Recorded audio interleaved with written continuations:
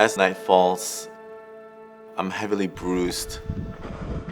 I have blisters everywhere, and all I have with me is my map, my compass.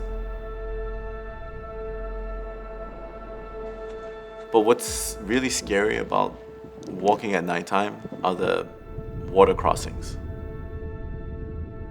We're talking rapid water flowing in a single direction. And all you see is just pitch black darkness.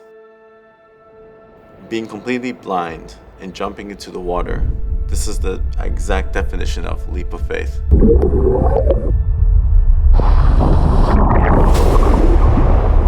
There's a lot of fear and adrenaline kicking in.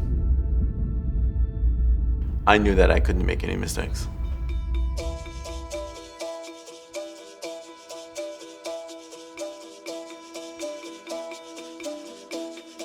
There are a number of reasons why I wanted to do the Turks and Caicos challenge, and I wanted to become the first person to record this.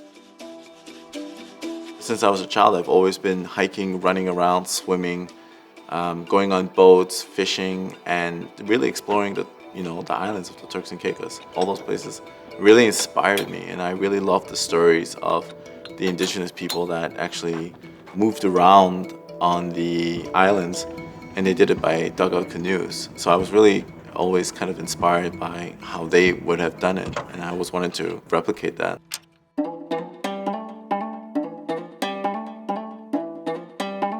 The Turks and Caicos challenge is moving across the islands with human power alone.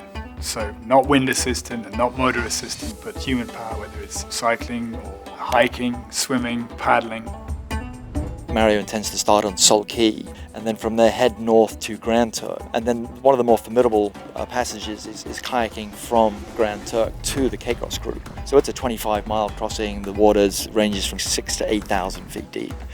From there he hits the Caicos archipelago and he's crossing around, almost sort of like a U-shaped around from South Caicos, heading north to East Caicos, and then heading across Middle Caicos, North Caicos, Providenciales, and finally to West Caicos. So anyone thinks this is a nice walk in the park on a tropical vacation island, that's just poppycock. This is going to be hard work. He's basically doing triathlons every day, and then he's doing it day after day after day to get across the islands.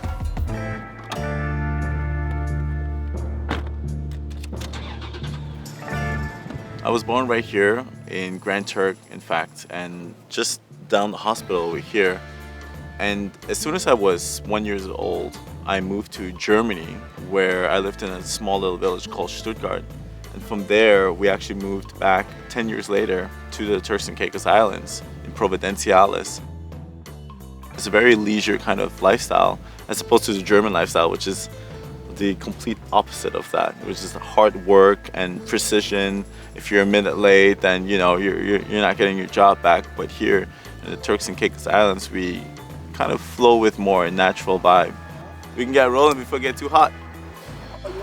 Just do it. In my early life, I believed that I was going to compete in the Olympics.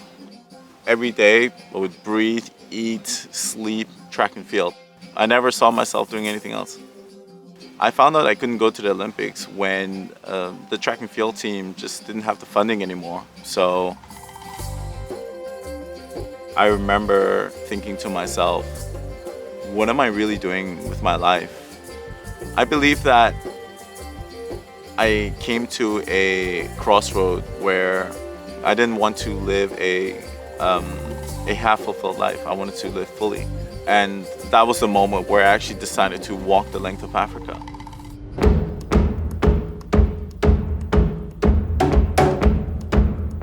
I think it's like 9,000 miles or something like that. I got rid of any possible excuse I could have. I sold my condo, I sold my things, and I didn't have anything to go back to.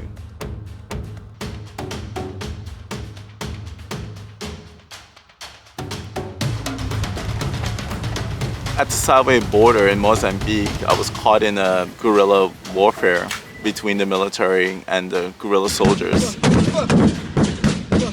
He called me one morning, it was a Sunday morning, there was shooting guns everywhere. And he's like, this is probably gonna be the last time you're ever gonna hear my voice, you know? And I replied to him, it's like, it was really loud. I said, it's really loud. And when it's no longer loud, then you can call me back. I'm not gonna be on the phone crying, oh Mario, I'm so sorry for you, you know, like, oh my God, you know. No, you decided to do this journey and you will continue, you will finish it. It's just my heart was pumping the whole time thinking, what am I doing? But at the same time, I believe that this was a journey that's so worth it, that even if I were to be in danger, if I died on this trip, it would still be worth more than not going.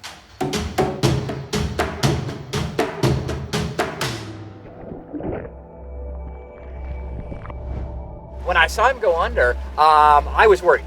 I actually saw a wave coming up behind him, and I wanted to shout, look out. I suppose the fatigue that he's going to feel as the trek, as the Odyssey continues, is going to catch up. He's going to get worn down, and that's going to be the psychologically hard part for him, is to say, I got to keep going.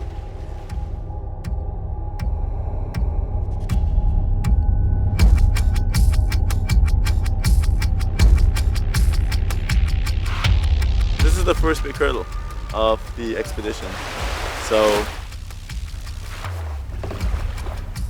we'll see. Because I got the next day to hike and swim across East Caicos, which is no man's land. It's gonna be a hike. It is so hot in East Caicos. It's a desolate island. The only things that are on there are wild donkeys, insects, and dead plants. It's just inhospitable.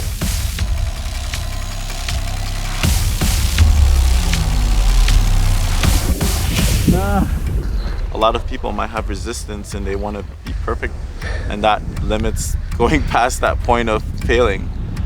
I would rather fail more often than to win once. And I'm not afraid to fail constantly. That's the only way you can move forward, is to be comfortable in failure.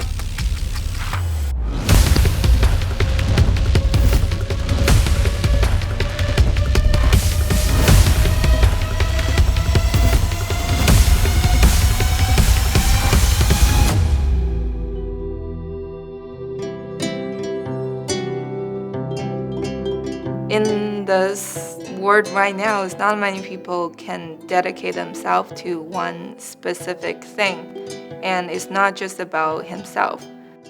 He do everything for a purpose, to either inspire more people to going out to be involved, or just simply to go outside or break your own comfort zone. He really wants to sort of empower the next generation, especially from here, to see what's possible, and the fact that it is someone from here showing what is possible. Today, it gives me great pleasure to present the flag of the Turks and Caicos Islands to our son of the soil, Mario Rigby. I've always dreamt about this since I was a kid, so thank you all for supporting me. Super Mario, you made it! A lot of people call themselves a dreamer. I think he's a dream maker. He's the one make the dream or other people's dream happen.